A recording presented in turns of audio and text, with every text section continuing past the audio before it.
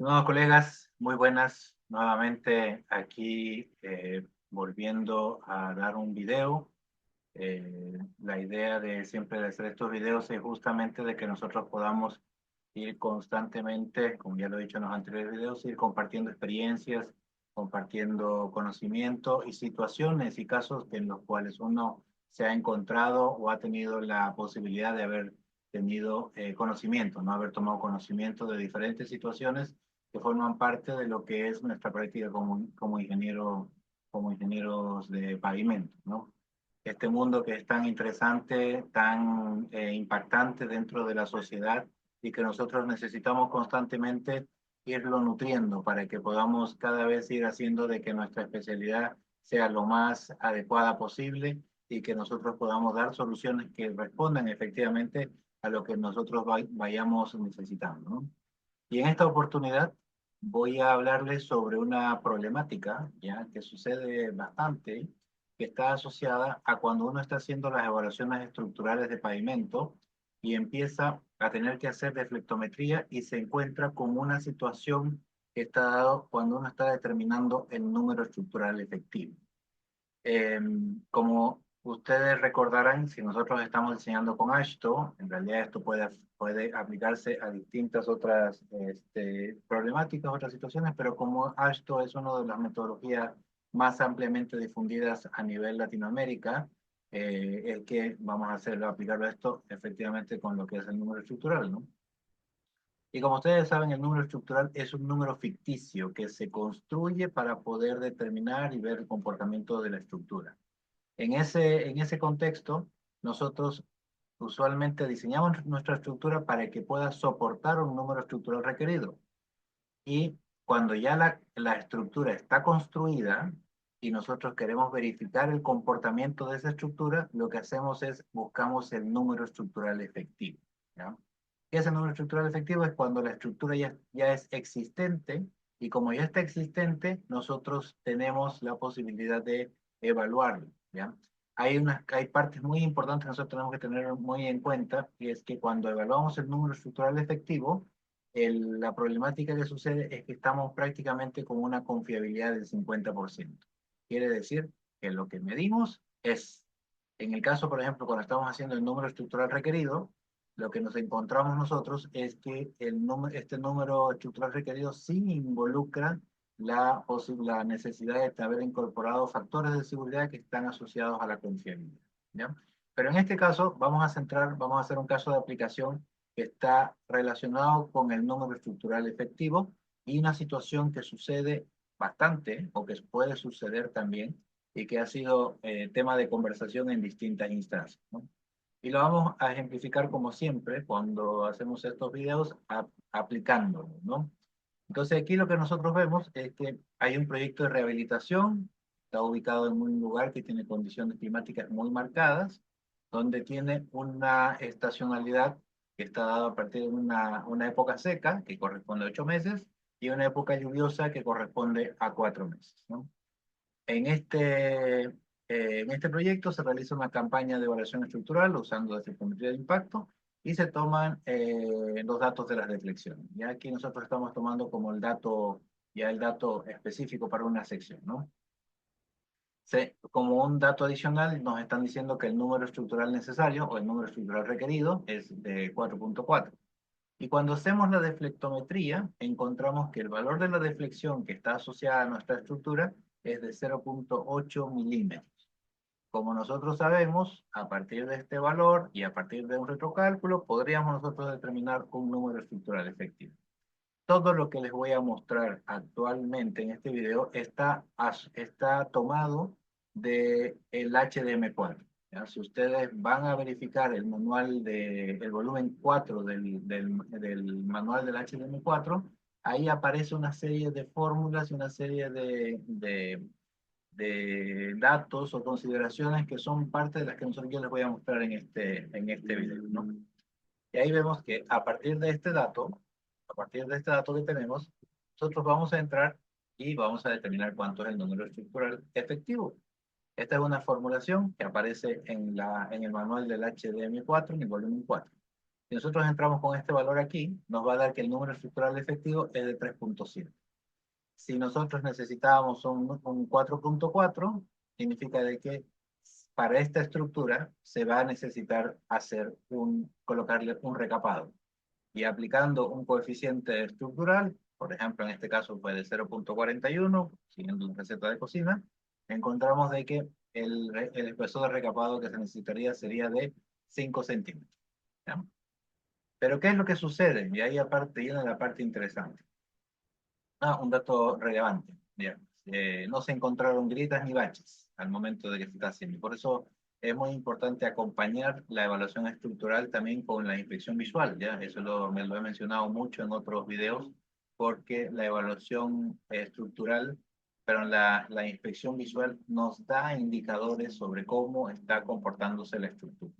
En este caso, nosotros hicimos la evaluación, encontramos el resultado y no encontramos grietas ni baches. Pueden identificar en ese tramo. ¿Qué pasa después?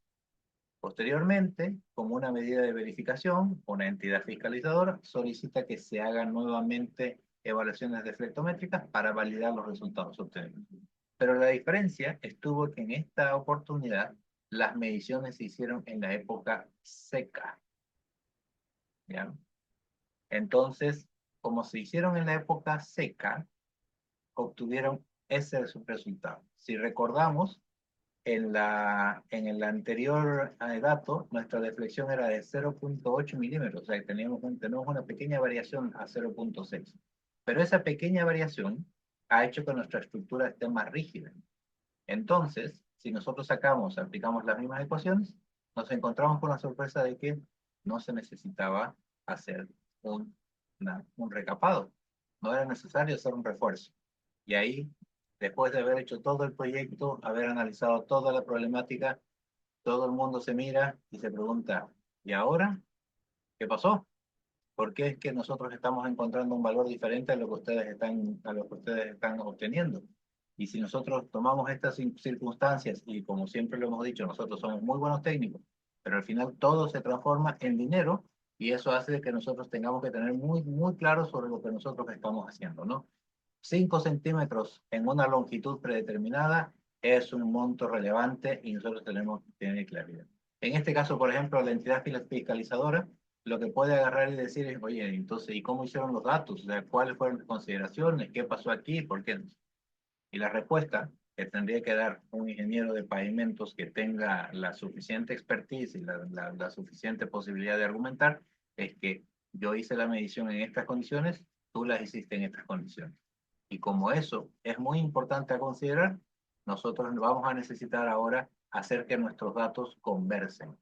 Y para hacer eso, en el propio manual del HDM4, en el volumen 4, se lo puedo decir, aparece un factor de estacionalidad, factor de corrección por estacionalidad. También lo llama por drenaje, ¿ya? Pero nosotros en este ejemplo nos vamos a quedar solamente por este factor de corrección de estacionalidad. Es importante decirles de que estos factores hay muchos, ¿ya? O sea, ustedes buscan en la literatura, muy probablemente se van a encontrar con diferentes, ¿ya? Lo que en este video yo he tratado de hacer es mostrar esto, que es la parte que se necesita para que nosotros podamos hacer que nuestros datos conversen, y buscando una fuente conocida, confiable, que está dentro de una herramienta que nosotros la utilizamos constantemente, es que he optado por utilizar este que está puesto en el manual del HDMI. ¿Y de qué se trata? Básicamente es que nosotros vamos a tener que encontrar un número estructural efectivo corregido, que va a ser a partir de un factor de corrección y nuestro factor de número estructural que estamos calculando. En este caso, el número estructural que nosotros vamos a calcular está en la época seca. O sea, este dato que tenemos, lo estamos obteniendo dentro de la época seca. Poner aquí para que sea más. ¿Ya? Entonces, para calcular este Fs, tenemos esta ecuación. Y esta ecuación, a su vez, requiere del cálculo de este, que es un factor que está considerando para poder determinar otros parámetros, como por ejemplo, la estacionalidad, por ejemplo, los datos pluviométricos, ¿ya? Por ejemplo, condiciones superficiales que tenga la estructura del pavimento. Así, por ejemplo, este Fs, que está dado a partir de esta, y este valor D, ¿qué es este valor D? como está explicado aquí, es la duración de la estación seca como una fracción del año. Significa que nosotros teníamos 8 meses de seca y 4 meses de húmeda. Significaría de que la estación seca sería el 75% del tiempo. ¿Ya? Este P es un exponente específico en función del modelo de deterioro aplicado. Ahí el HDM, o sea, el manual HDM lo explica esto porque en función del modelo que nosotros estamos utilizando, este valor puede variar. Como en el caso de nosotros estamos desde un punto de vista principalmente estructural, vamos a considerar solamente el agrietamiento. Este es un factor de calibración. Saben ustedes que el HDM4 tiene muchos factores de calibración, es uno más de ellos. La precipitación media mensual que se tiene para el proyecto, un factor de drenaje. Como les dije, también hay un factor de drenaje que corrige el número estructural. No nos vamos a involucrar en esto, lo único que nos interesa es la estacionalidad. Y el área total de fisuración y el área total de baches. Como habíamos visto en nuestro ejercicio, estos dos datos son cero. Una de las partes que también aparece en el HDM es la utilización de coeficientes, ¿ya? Que son estos los coeficientes, son los que se reemplazan aquí en las ecuaciones, y eso es un motivo de otro video, pero ahí que hay una parte muy interesante que está asociado ustedes siempre hemos escuchado que el HDM se calibra, pero por otro lado el HDM también se puede adaptar, ¿ya? ¿Y dónde se adapta? Variando estos coeficientes, ¿ya? El problemita es que esa parte, el HDM no la hace tan fácil, ¿ya? O sea, no es que uno pueda directamente modificar estos valores en el HDM, pero es importante que ustedes sí los puedan considerar, ¿no? Con estos datos, lo que hacemos nosotros es eh, reemplazamos. Aquí ya les había dicho de que la duración de la estación seca como fracción del año es de 75% del año. El exponente en función del modelo, y vamos a hablar del modelo de agrietamiento. En este caso estamos utilizando esto va a tener nuestro valor de 2. Nuestro factor de calibración no tenemos suficiente información, vamos a conocerlo como 1. Hay un dato, que es un dato que nosotros como que hemos conseguido los datos climáticos, son 200 milímetros por mes, factor de drenaje 1, no estamos considerando el factor de drenaje, y aquí teníamos las áreas de filtración y áreas de bache que eran 0 y 0. Como ustedes ven, estas dos partes se hacen 0.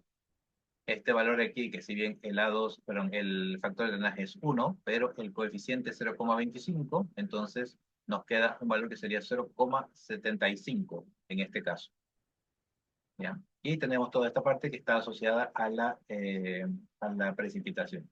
Entonces, a partir de estos datos, nosotros vamos a calcular el valor de F, en este caso nos está dando 0,70, y vamos a calcular el valor del FPS, que este es el factor que nosotros estamos necesitando, que es, a su vez, se reemplaza en esta misma formulación, donde D es la proporción del año en estación seca, y P es el valor que está asociado al modelo de deterioro que nosotros estamos utilizando. Con eso, tenemos que nuestro factor de corrección por estacionalidad es de 0,9. Entonces, si nosotros teníamos que en nuestro análisis habíamos obtenido que estábamos con 0,41, ya era nuestro coeficiente de aporte, si ustedes recordarán un poquito más atrás, habíamos obtenido esto, 0,441, que redondeado aquí, ¿ya? Por 0,9 nos da 3,9. Y aquí el número estructural efectivo corregido ahora es 3,9. Y si entramos nuevamente a nuestra formulación, nos está dando que sí se va a necesitar un recapado. Y como estamos hablando de espesores mínimos, vamos a tener que mantener el espesor mínimo con el cual nosotros vamos a trabajar. ¿Ya? Este es solamente un ejemplo para ver cómo nosotros deberíamos incorporar una condición del factor de estacionalidad. O sea, como les digo, este es solamente una aplicación de algo que puede ser conocido, pero ustedes pueden buscar en la literatura y van a encontrar muchos otros factores.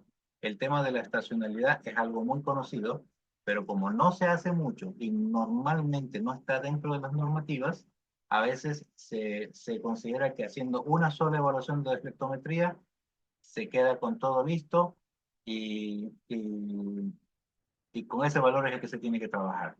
¿Ya? Pero sí se tiene que considerar el tema de la estacionalidad. Y eso es lo que llamo a todos ustedes para que podamos tener esa consideración al momento de hacer nuestras evaluaciones estructurales. Dicho esto, y agradeciéndole a todos los que ya se han llegado hasta aquí, hasta esta parte del video, si esta información les es útil, si esta información les contribuye para el desarrollo de su trabajo, les pido por favor de que ustedes se suscriban al canal. Hemos estado revisando y tenemos más del 80% de visualizaciones que no están suscritos al canal, y eso les agradeceríamos mucho de que ustedes puedan incorporarse, porque a nosotros nos ayuda mucho, ¿ya?